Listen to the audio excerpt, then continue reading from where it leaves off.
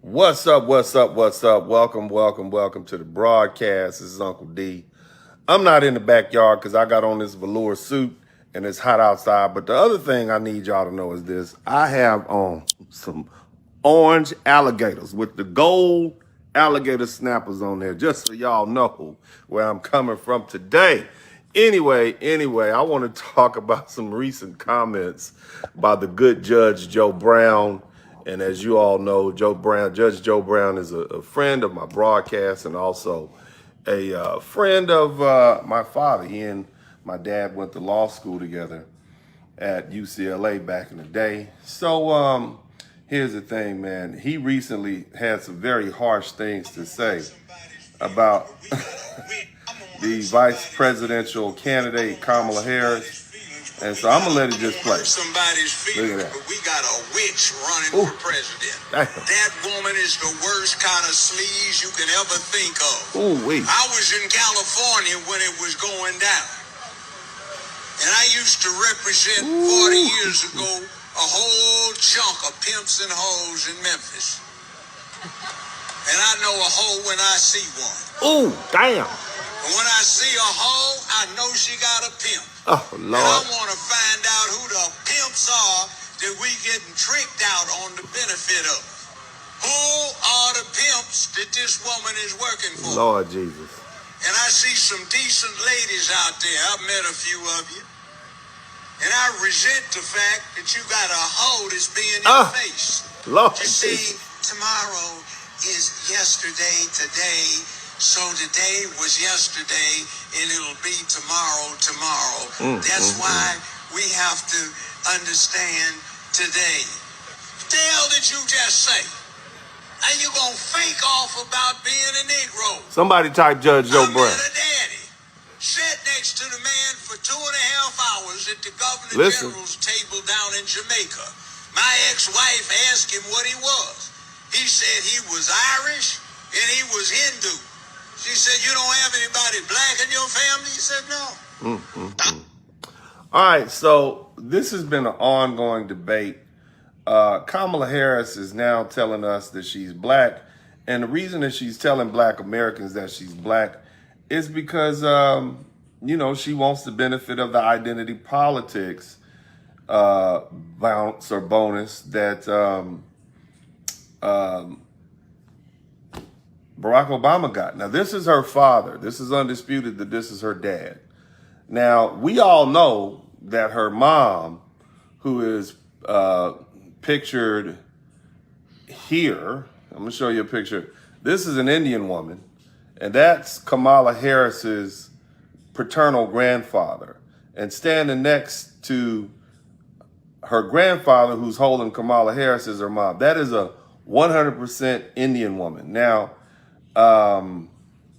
here's the thing. Here's a better look at the paternal granddad right there. Okay, so clearly this is a white fella. I mean, nothing wrong with it.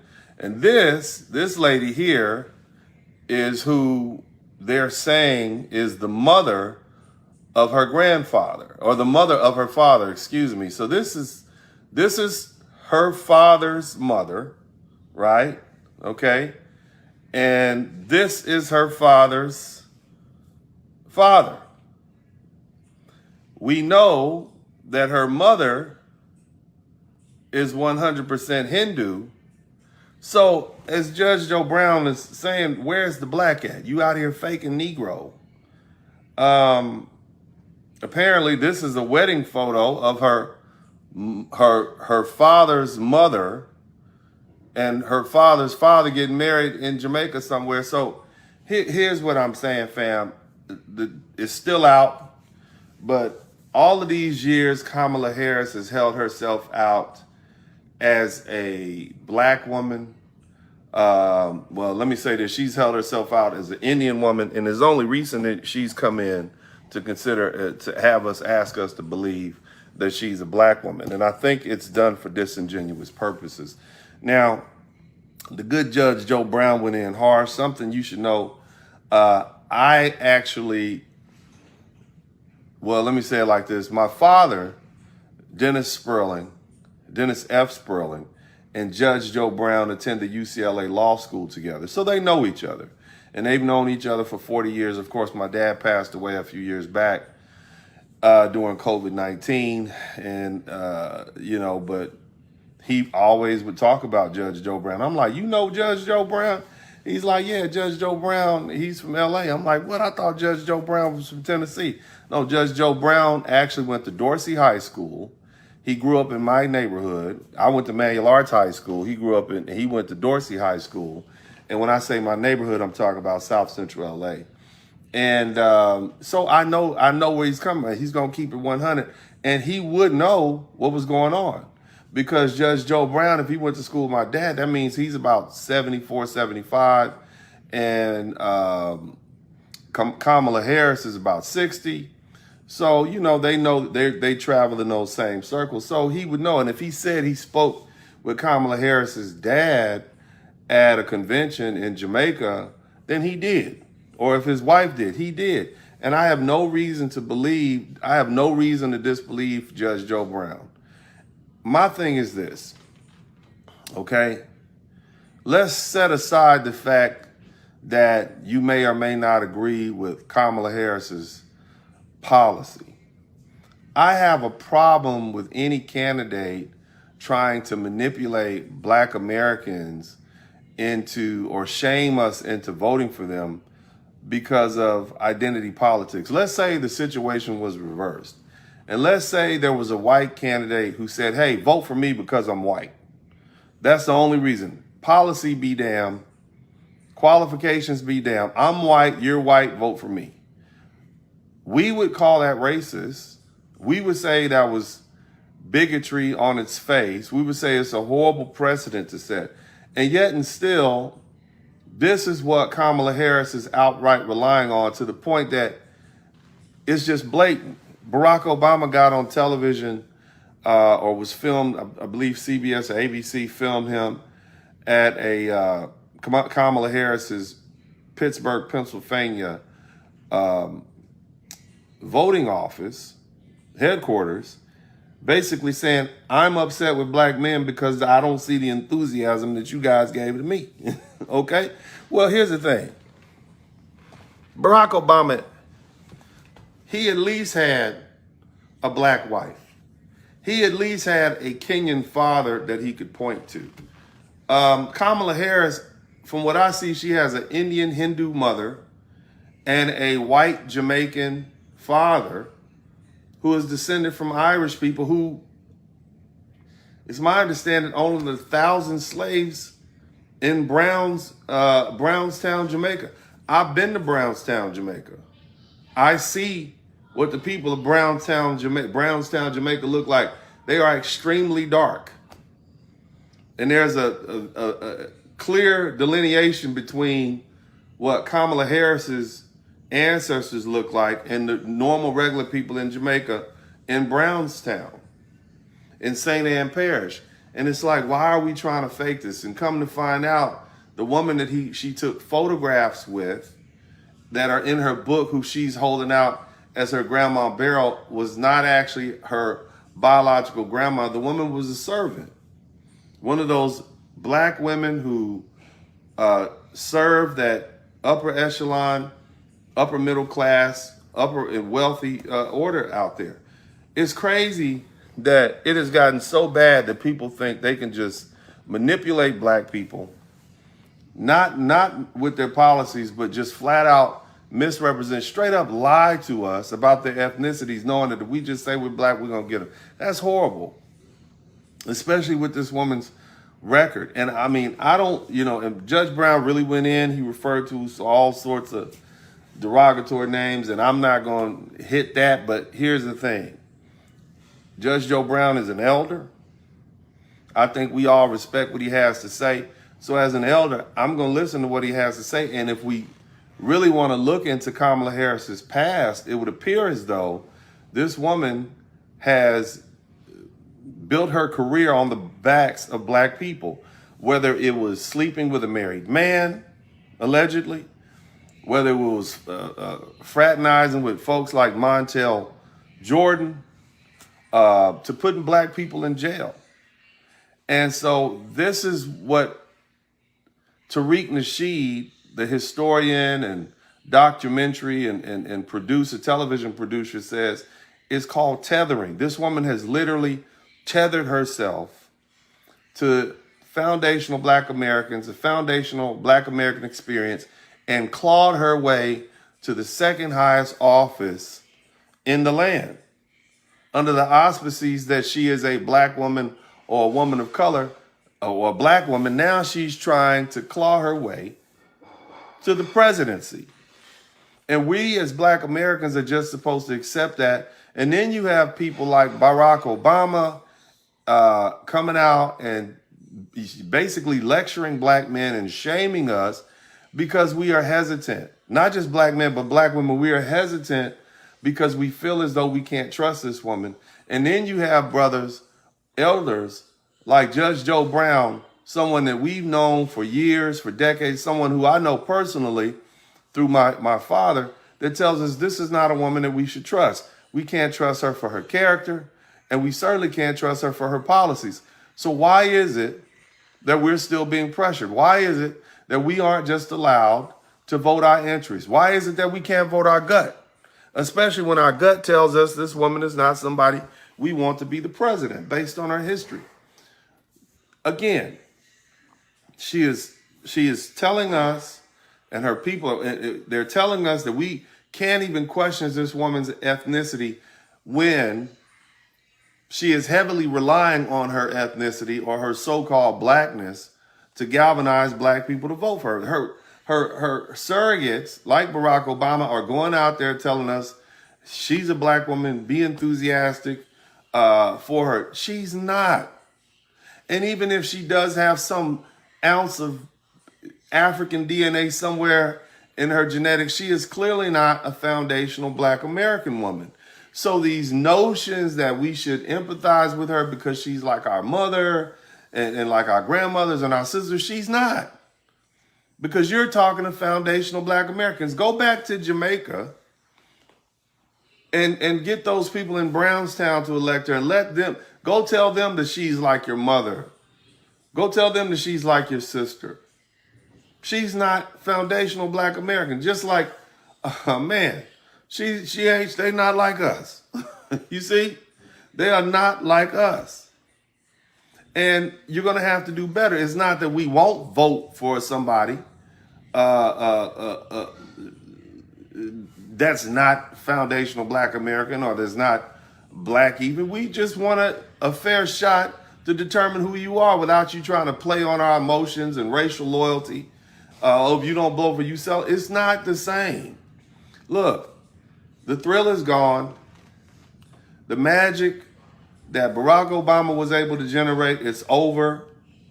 Okay, he went 8 years without doing anything for Black people.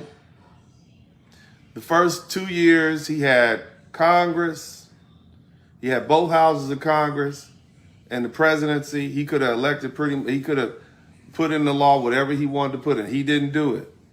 There were Black people that told us, hey, just be patient. He can't do it right now. He'll do it in the second term. If he did it now, he won't get to the second term. And so we waited. We voted for him again. 2008, nothing happened. 2012, we voted for him again. Because you all told us he would do something for us in his second term. And I'm talking to the Black diehard Democrats right now that are trying to push Black Americans to vote for Kamala Harris under some sense of racial loyalty and racial solidarity. I'm talking to you all right now, okay? You told us that Barack Obama was going to do this stuff, and when he didn't do it in his first term, he said he was going to do it in his second term because if he did anything specifically for Black folks, then he wouldn't get in the second term. And we waited, and we voted for him again, and he didn't do anything. And instead of answering for that, you all told us, oh, well, he couldn't get past the Congress. He couldn't get past the racial the Congress that just decided he wasn't going to do anything. That's what Congress does. That's what negotiation is for. So now here we are. Fast forward to 2024. Now keep in mind, Trump was elected in 2016 because Barack Obama had so racially divided the country that white folks had a backlash and said, well, we're going to put Trump in office. On top of that, Barack Obama was the one that got Trump all riled up. A lot of people forget the correspondence dinner where Donald Trump was present, which means he was there, good-natured, he was present, and Barack Obama proceeded to really just embarrass and demean and annihilate this man's character in front of his wife and his children, and he had to sit there and take it. I truly believe, and historians will probably tell you, that Donald Trump had never intended to run for president or be nominated president. He just wanted to get a better deal with his apprentice show. But when you have Barack Obama disrespecting him like that, man, you lit a fire under this man. You put a fire under him, and he said, you know what?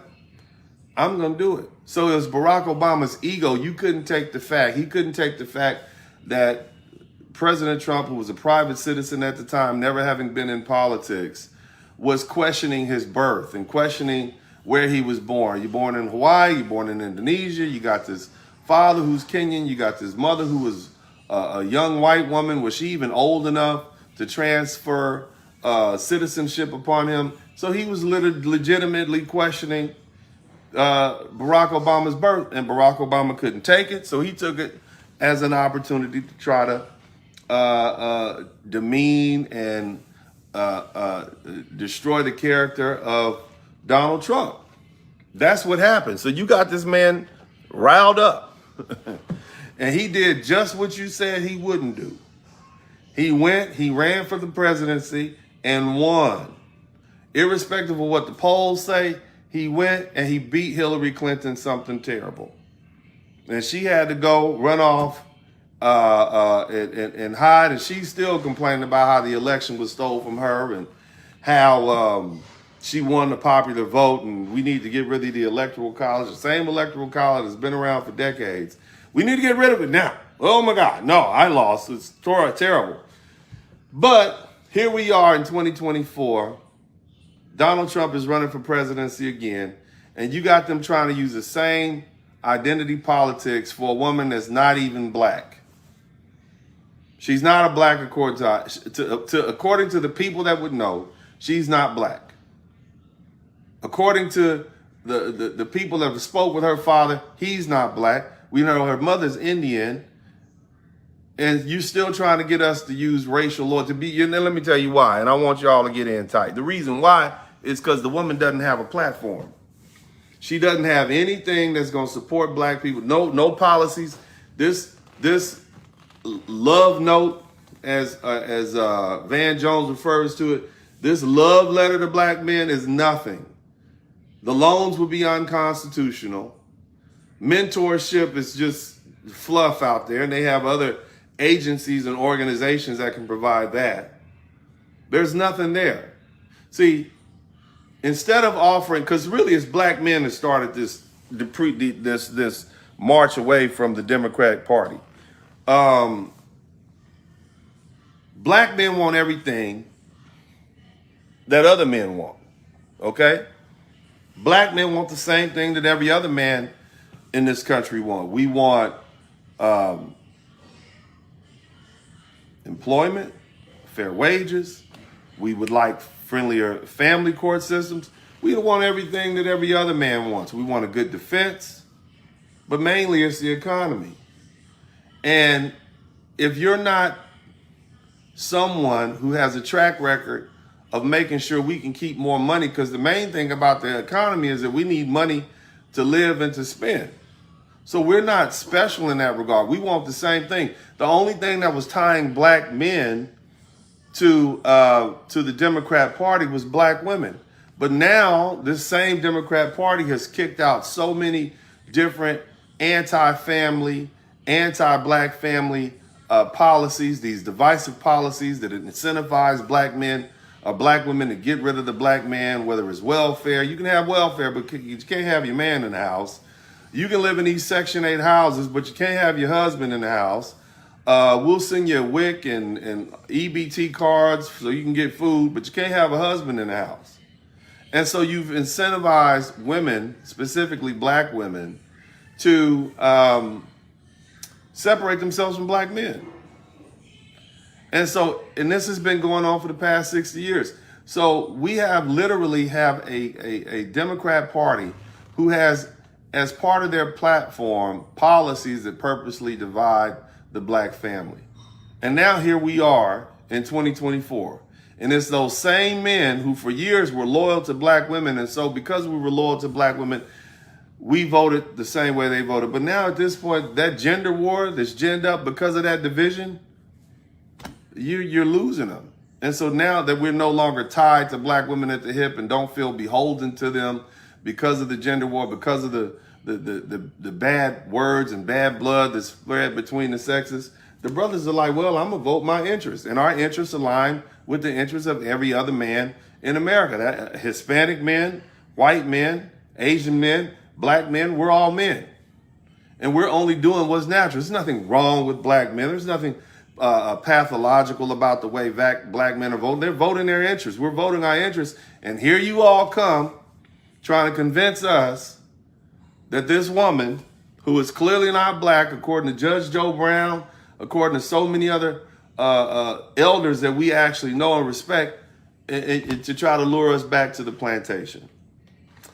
Look, man, I don't know what's going to happen, but those of you all, and I'm going to speak again to you entertainers and you pundits, you're losing all your credibility with black people. You're losing all of your credibility. If you're an entertainer and you're standing in the gap, if you're being a gatekeeper and you're trying to protect Kamala Harris's campaign and you're trying to get black men to protect her, she's not a black woman. That's not our obligation. This woman is married to a white man, and you want black men to show racial loyalty to a woman who's married to a white man. You want black men to show racial loyalty to a woman who has openly admitted, and we all know that she has slave owner ancestry. And I'm not talking about involuntary relatives where somebody, was unfortunately horribly taken advantage of because they were an indentured servant or slave, a woman impregnated by a man who she had no power to control. That's not what I'm talking about. I'm talking about these people purposely married each other to maintain the wealth and be part of the dominant class down in Jamaica, where they owned and worked black bodies and they used black bodies for labor and their own benefit. That's what class of people she comes from. And you want us as foundational black Americans to fall in line and vote for her. And then on top of that, she has no African ancestry, specifically no foundational black American ancestry. You crazy. And so you're going to lose all credibility. You're losing credibility. You're putting yourself out there. You will never be forgiven. And you all know whether you're a comedian, whether you're an entertainer, whether you're a pundit or talk show host, you are losing all credibility. And it's probably too late already. Nevertheless, man, big shout out to Judge Joe Brown. I appreciate the elders for standing in the cut and speaking to the youth and speaking to the people and speaking their mind on what they know. That's all we can accept from them. Again, I'm telling you all, as I've been telling you all before, vote your interest. I know what my interests align with at this particular time. I've been a long-time Democrat. I voted for I was a big fan of Bill Clinton. He was the first president I ever voted for at 18 years old. And, at that time, he was, according to common law, he was the first black president because he went on Arsenio Hall and played the saxophone. And he did kind of all sort of stereotypical black dude stuff. But, since that time period, I've awakened. I've become a lot more disillusioned with the Democrat Party. And that last time, when it was Biden and Trump, I didn't vote for Biden. And this time, I'm not voting for Kamala. Not because I have a problem with her personally or because I care about her history. I don't like her policies. I like the policies of the Republicans. Now, on the local level, I'm going to vote my interest, and more likely than not, I'm going to vote for a lot of different Democrats, especially as far as judges and maybe prosecutors. But on the election, on the federal level, I'm voting Republican because that aligns with my interests, because I don't like the immigration situation. I don't like the way the economy is headed. And I don't like the fact that we have wars that have ignited around the world, which I think Donald Trump would have did a much better job of heading off, truncating, and eliminating by now. Too many people are dying, and I just don't like it. So that being the case, this is Uncle D. Shout out to everybody who's contributed to the Super Chat, the Cash App, and the PayPal.